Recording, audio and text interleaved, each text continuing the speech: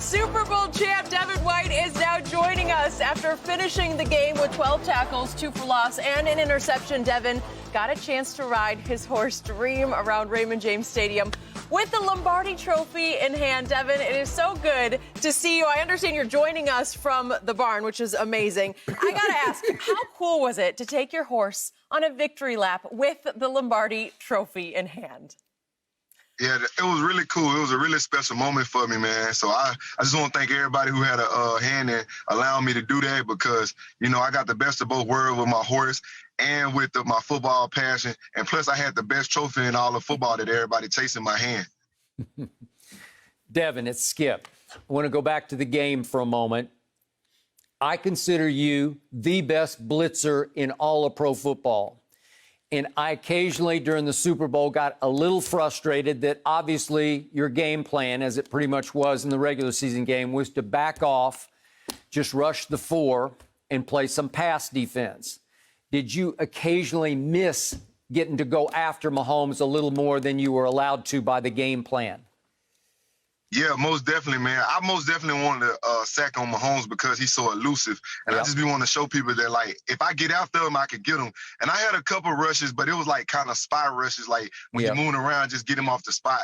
And I was able to do that a couple times. And, you know, but I was just pleased with whatever Ty Boys came up with. I was just wanting to execute it. It worked. Devin, Shannon, Sharpe here. Congratulations on the win. I love the way you play. I love the passion. I love the intensity. I love the suddenness. And I was a little disappointed that you didn't make the Pro Bowl, although you did get the bigger bowl, the Super Bowl. So going into the season, tell me what were your goals? What was your expectation now that you got Tom Brady on your team?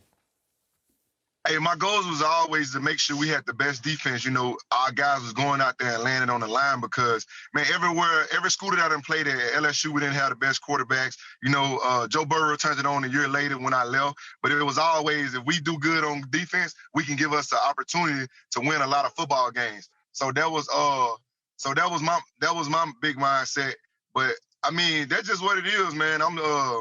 When we got Tom, it was like really, really, really exciting because I knew he could come in and he could control the game because he's a vet. He'd been there before.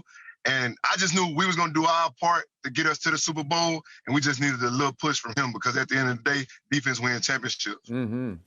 So, Devin, try to put into words what it meant to not only you but the whole team just to have Brady in your locker room in the offensive huddle, just to be around Tom Brady. Yeah, I ain't gonna lie. If you know you prayed on a wishing star, that's something right there you never think about in a million years. I never thought I'd play with Tom Brady, but I knew, and I knew when I got the opportunity that I was gonna make the best of it. Every day I told the defense we'll never play with a quarterback like him, so we need to take advantage of having him on our team right now. And he gonna lead us to the promised land. All we gotta do is just handle our business. He gonna do the rest. So that was my whole mindset, my whole preacher, because you can bring any quarterback in, they can't really do what Tom Brady does. No. Devin, I'm watching the game plan, and seemed to what your plan was. Like, look, we're gonna get after your quarterback with our 4. We're gonna play what we call a box and 1. We're gonna take Levante David. You take Kelsey. You got him, man. We're gonna play 2 high shell, and we're gonna let you roam, Devin. Why did you think you were so successful playing that defense? And what would you think? Go ahead. Yeah. Oh, yeah, that's a great thing. I think it was a combination defense because nobody ran free. Nobody had just single one-on-ones besides like Levante because we knew he could hold it down because that's what he do. And at the end of the day, when you're playing football, you can't be selfish. You got to respect your opponent. And we respected those guys, especially 10. We knew what he did to us when we tried to play cover 1 single high safety. And we'll be a fool to get beat like that again. We'll be a complete fool. So, you know, they can say what they want, man. At the end of the day, you got to improvise. You got to do what's best for the team. We did what's best for the team, but I can say this. Everybody got a piece of their receivers. It wasn't just one person. It took everybody on the back end. And a thing is, we want to be physical early just to get the guys up front enough time. So it was kind of going hand in hand. We knocked the timing off. The guys up front get after them. So, man, that's what I say, man. That's why, look, during the season, I gave them boys the name grave diggers and say you put everything to rest, man. From here on out, you got to put them to rest. Are you surprised that they didn't change the game plan because they were just scat protection? They didn't adjust. They didn't do max protect. They didn't do anything. They just kept trying to get 5 out, and your 4 was beating their 5. Yeah, and that's another thing like that we knew going in. We knew that they was going to be a cocky team, which they have every right to be. They was the #1 offense in the entire National Football League. But the thing is, we knew they couldn't block us. We knew that our front four was going to dominate them. So they did us a favor. They played right into our hands. We wasn't going to be that cocky team like, hey, we're going to play them in cover one. We're going to shut them down. Our best guys matched up on their best guys. We was going to make it be a team collective win on defense, and that's what we did, man. So at the end of the day, they shouldn't even talk about not having their offensive tackles when they didn't even help them. They put them on islands by themselves with the best pass rushers in the game. So that's at their own fault. Devin, how much did it stick in your craw that Tyreek backflipped on you in the game 10 weeks earlier on the same field? Hey, me being a competitor, that hurt. Yeah. Man, he literally slapped us all in the face. That hurt.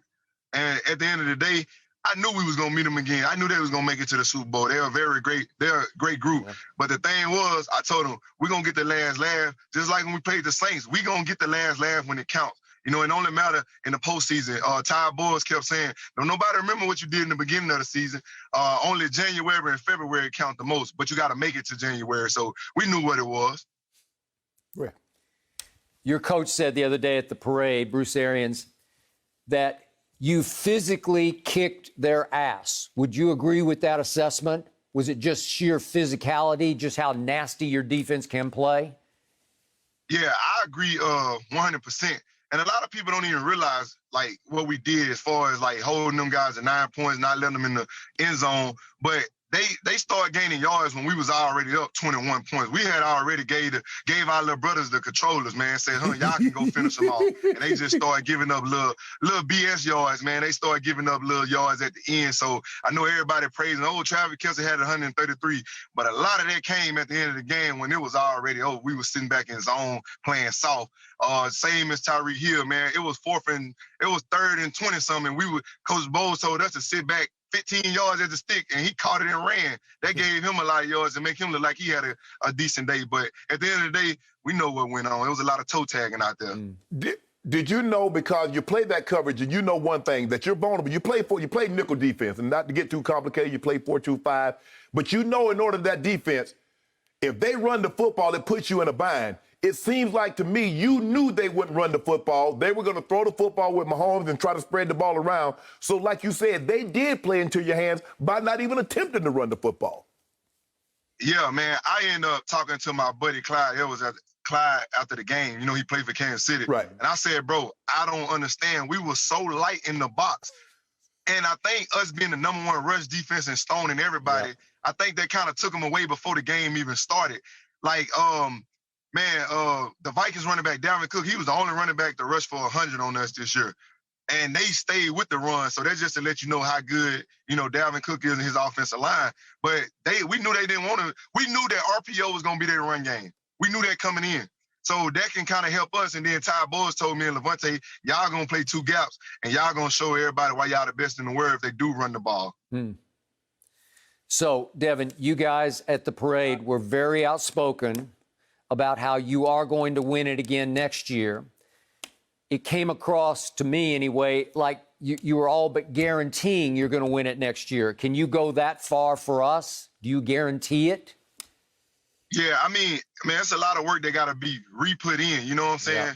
Like, that's why I wasn't one of those guys, because, I'm going to stay humble about it, because we got to get there. You don't want to set yourself up for failure with that. But at the end of the day, I feel like as the season progressed, we started hitting our stride. We started coming together as one. The offense started dominating. Like, man, we got so good that we didn't care if they won the coin toss, because if we won, we was going to take the ball anyway and start the game off like that.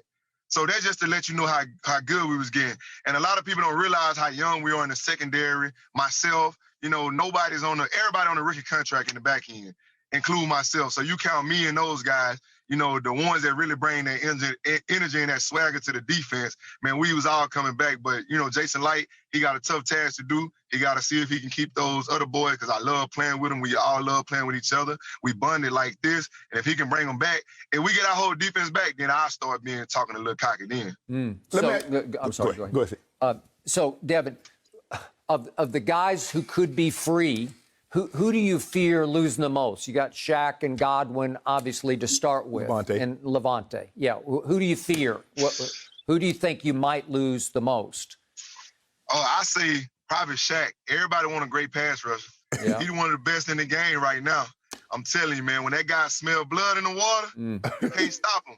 And if I was some other GM and stuff and I'm looking at him on the table, I'm throwing the house at him. Yeah. I'm throwing the house at him. Like, he need to go. I'm throwing the house at him. He needs to be up there with the elite guys. He sat behind Von Miller. He didn't complain. And he got a Super Bowl with them.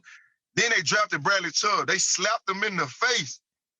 And you see what he came to us and did in 2 years. I think in 2 years, he probably leading the NFL in sacks. Yeah. And then the thing that he's underrated as, he played the run extremely well. Yeah. And we be dropping him in coverage.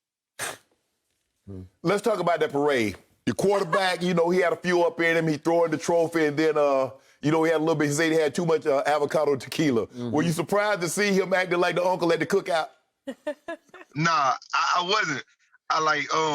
What I thought Tom Brady was going to be, the type of person and player he was, when I got in the locker room, everything changed. Like, he's still like one of us. I thought he was just going to be some old head, go home to his family all the time. But he really be in the locker room vibing. So I really could see that, from him. See, he got his hat turned back and everything. He a swagger guy, man. My guy be in there with the Richie Million, you know what I'm saying? So I respect Tom, man. He ain't no, he ain't no uncle, man. He big bro around here. We don't treat him as an old head. Oh, Devin, such good stuff. That interview was fascinating. Thank you so much for your time. Dev, you got a lake on that property of yours? Because I want to come down there and get some fishing in. I'm gonna beat you fishing at your own lake. I got 3 ponds on. I got 3 ponds on there, man. I'm gonna stock it for you with some big bass so I can help you cheat because I know you ain't gonna get nothing on your own. So I'll stock it just for you. All right, So appreciate it. Congratulations again, bro. Can we bring Way the to go, show Devin. down there and I'll go riding with Devin? Devin, thank you so much for your time. Congratulations. Come on, y'all. You're a Super Y'all Bowl have a good champ. live day. Congrats. We'll check in with you again soon and best of luck next season. Enjoy this while you can, Devin. Thank you for watching. You can subscribe here to get the latest from the show and be sure to check out more of the best clips from Undisputed or go watch a few other segments from our other shows on FS1.